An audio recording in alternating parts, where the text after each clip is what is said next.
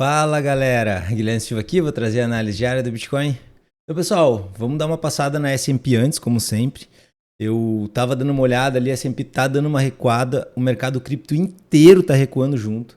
E a gente vai fazer uma correlação lá com a queda de 2008, para vocês terem uma noção o quanto a gente caiu lá e o quanto tá diferente hoje, né? Digamos, se a gente for cair o que a gente caiu lá, a gente tá na metade da queda.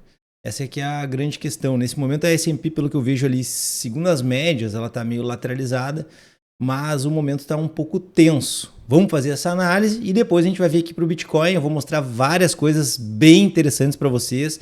Não esqueçam de se inscrever no canal, ativar o sininho das notificações. Nesse canal aqui a gente dá várias dicas aí de análise técnica para o pessoal. Então, se tu não é inscrito, não deixa de se inscrever no canal, beleza? Então, pessoal, sem mais delongas, bora pro vídeo.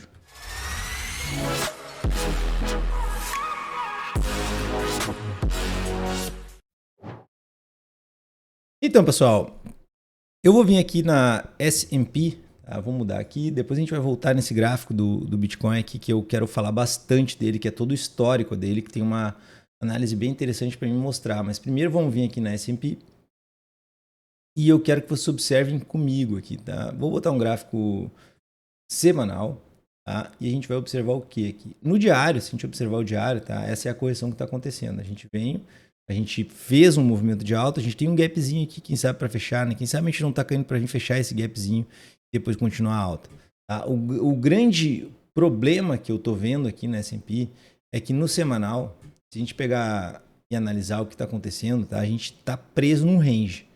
A gente, nesse momento, eu já vejo um encaixotamento aqui. Tá? A gente está ficando encaixotado nessa região, a gente não está conseguindo sair nem para cima nem para baixo. Tá? Literalmente, se vocês olharem aqui a média de 20 períodos, a gente se encontra com a média bem lateralizada e pode ser, tá? Uma formação de uma figura de continuação. Tá? Porque um caixote desses, pessoal, quando a gente faz um impulso, a gente fica lateralizado, a gente tem grande chance daqui a pouco de romper para cima. O que a gente tem que cuidar só que esse topo, ele está menor do que esse topo, um pouco menor, e daqui a pouco a gente pode estar fazendo aqui um ombro direito. Então esse seria o cenário mais pessimista, né? A gente romper aqui nesse pescoço, que vai nos levar aqui até essa mínima, e cara, se vier nessa mínima, eu acho que é para continuar o bear market da S&P. Neste topo, quando a gente fez esse topo aqui, eu vou apagar tudo.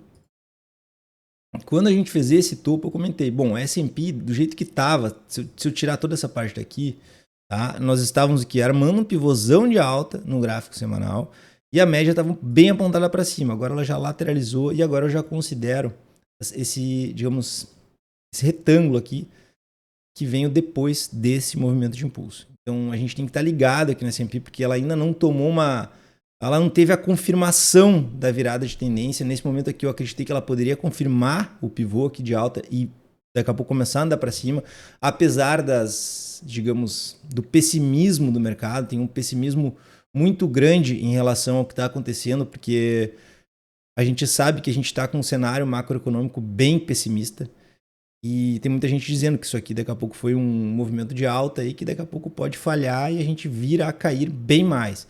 E o que é interessante aqui, se a gente pegar, pessoal, no gráfico mensal, olha S&P no gráfico mensal, tá?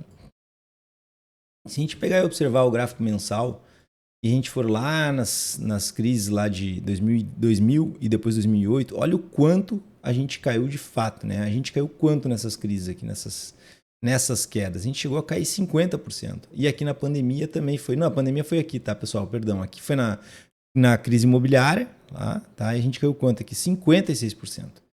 E nesse momento aqui, vamos supor que a gente venha a cair daqui a pouco, que a gente já caiu lá no passado. É isso que assusta um pouco, porque daí a gente caiu muito pouco. Tá? Daí a gente caiu muito pouco, a gente caiu recém 26%. E a gente poderia tranquilamente estar embandeirando, tá? Deixando uma bandeira aqui no gráfico mensal da S&P para vir buscar aqui embaixo aqui o fundo da correção. Tá? No meu entendimento, seria no máximo aqui fundo pandemia. Tá? Não passaria daqui, mas seria bem assustador para quem não estiver preparado para isso, tá? Vai ser bem assustador. Pessoal, para quem não é inscrito, aproveita agora e se inscreve no canal. Como vocês estão vendo, a gente está sempre analisando aqui, tentando trazer para vocês as informações de uma forma bem fria, bem, digamos, sem emoção no que a gente está enxergando, para tentar mostrar para vocês as nossas opiniões, beleza? Então cuidado aqui, pessoal, porque a S&P ela tá perigosa, tá? Ela tá lateralizada, tá perigosa no gráfico semanal, tá? E no mensal também pode ser que esteja formando uma bandeira ali. Então a gente tem que estar ligado. A gente tem que cuidar que a gente não conseguiu dar continuidade. O ideal seria que a gente tivesse passado esse topo e tivesse continuado, digamos, um movimento de alta. Agora, pessoal, vamos falar do Bitcoin, porque eu tenho algumas coisas interessantes para mostrar para vocês sobre o Bitcoin, sobre esse movimento de alta, tá? Vou botar aqui na BLX, que é o gráfico onde a gente tem o histórico inteiro. Tá? Se eu olhar para o gráfico do Bitcoin, tá? Friamente para o gráfico, tendência de alta.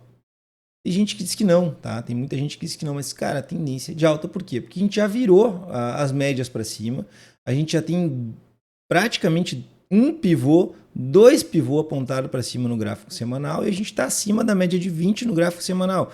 E a gente já reverteu, a gente já rompeu aqui uma linha de pescoço de uma figura de reversão. Então, quando a gente rompe a figura de reversão, pessoal, a gente tem um ombro, cabeça, ombro invertido aqui. Isso é fato, ninguém consegue dizer para mim que não. Agora, pode ser que daqui a pouco o negócio falhe, volte a cair tudo. Que, cara, pode tudo.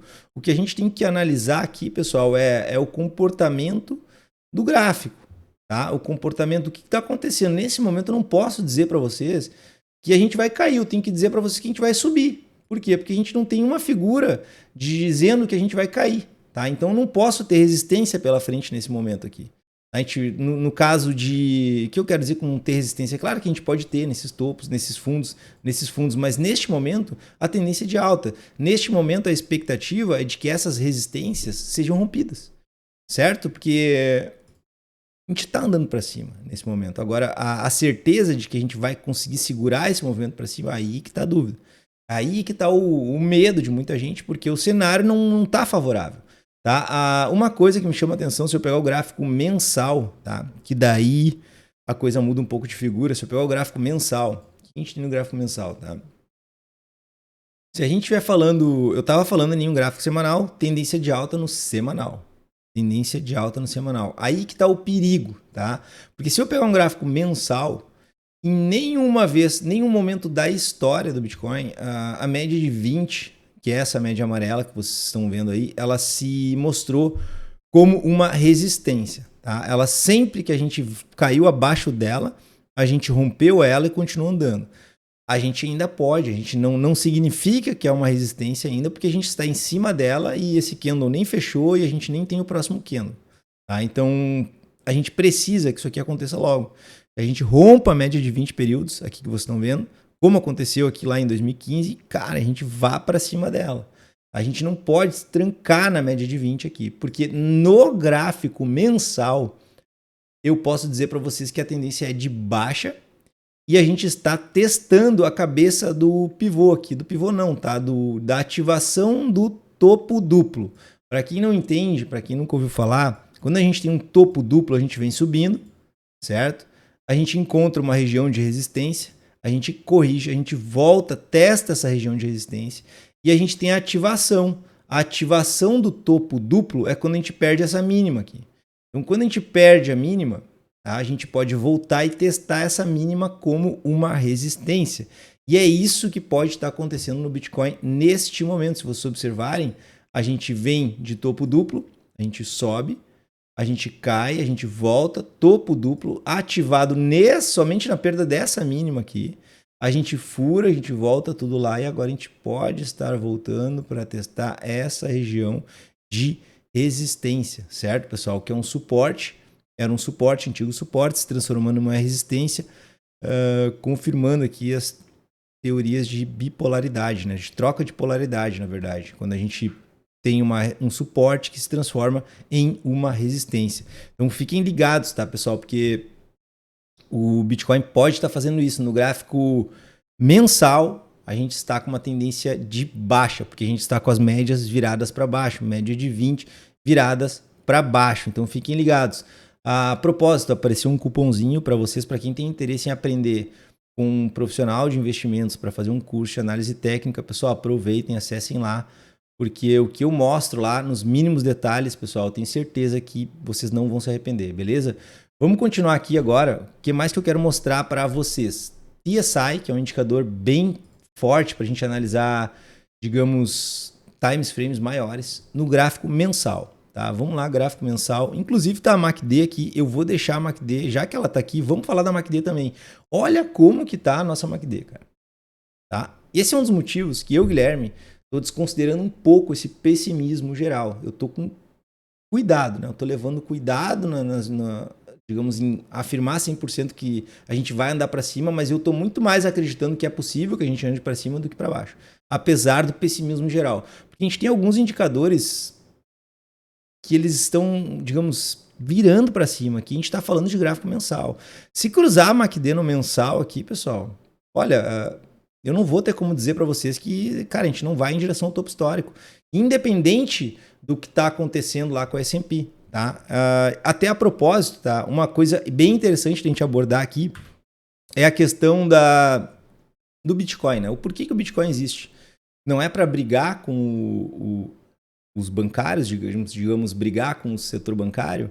E aí, no momento em que os bancos aí estão passando por sufoco lá nos Estados Unidos, tem alguns bancos que quebraram, tá? Que estão quebrando.